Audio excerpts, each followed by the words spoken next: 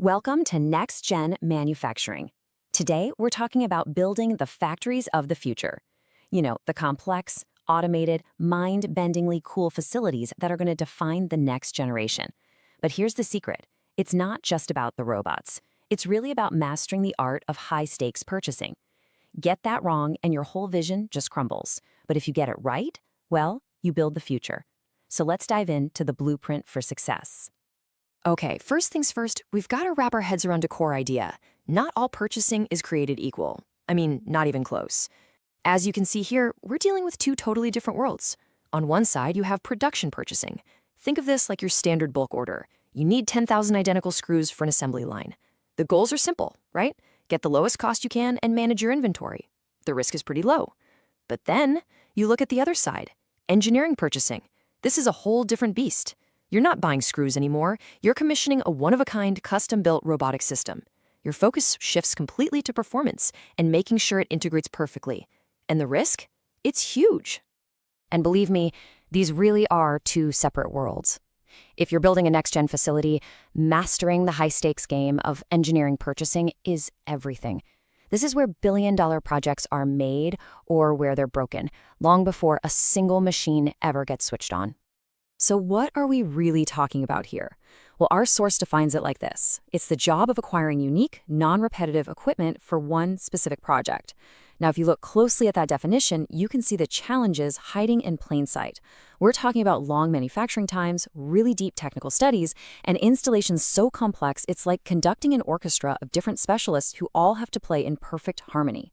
This isn't just buying something, it's a deep, long-term collaboration. And that brings us to what might just be the single most critical stage of the whole process, defining your project's DNA. This is the foundation. These are the choices you absolutely have to lock in before you even dream of contacting a supplier. It all comes down to this one fundamental question. Every major project is ruled by what some people call the impossible triangle of priorities.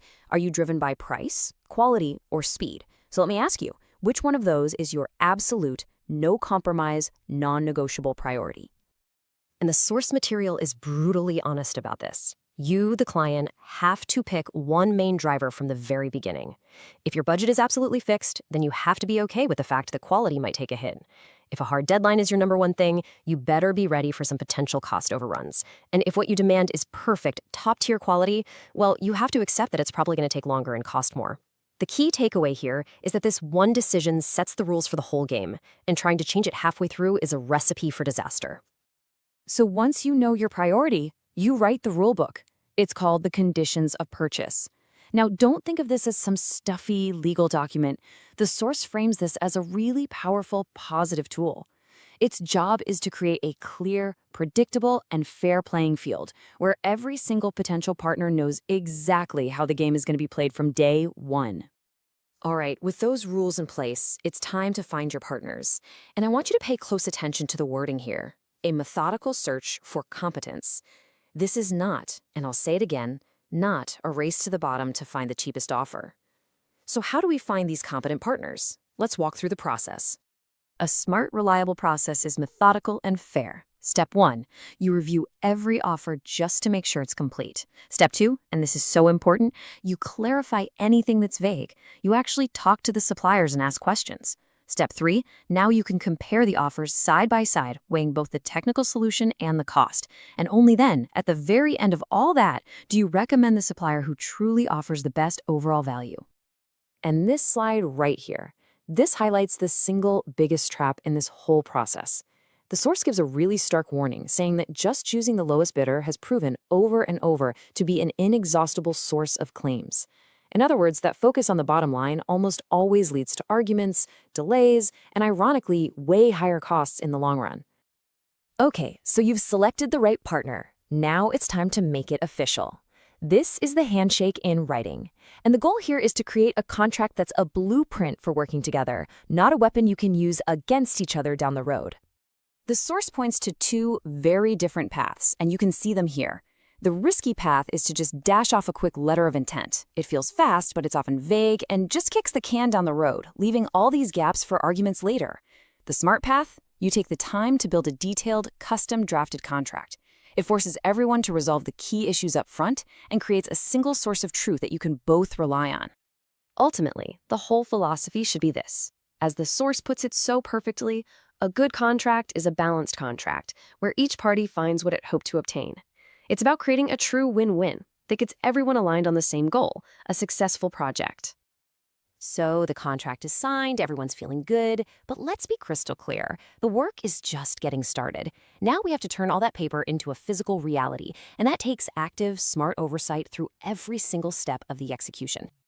This is not the time for the client's team to just sit back and relax. This is where you have to be deeply involved. As you can see here, this means you're actively reviewing technical drawings, getting your hands dirty with quality control, constantly monitoring schedules, and yeah, even keeping a close eye on the supplier's subcontractors. This isn't micromanagement. It's the kind of proactive control that keeps a complex project from flying off the rails. Then, at the very end of this long road, you have the formal acceptance. This is not just a casual thumbs up, okay? This is a crucial, legally important step.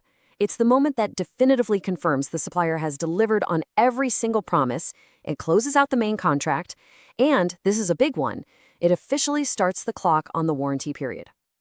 We've walked through a lot: documents, processes, controls, but the source saves its most important lesson for last. It's the unwritten rule that holds this entire blueprint together, the simple, human element of trust.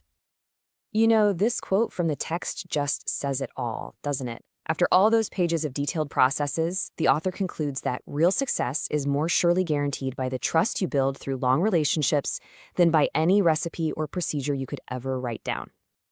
So when you boil it all down, this entire complex function, from that first big decision all the way to the final sign-off, it's really held together by two incredibly simple but powerful ideas: permanent common sense and a crystal clear, shared understanding of the project's goals.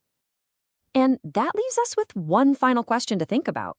As we build this increasingly automated world of next-gen manufacturing, a world filled with AI and robotics, are these deeply human principles, partnership, communication, trust, actually becoming more critical, not less?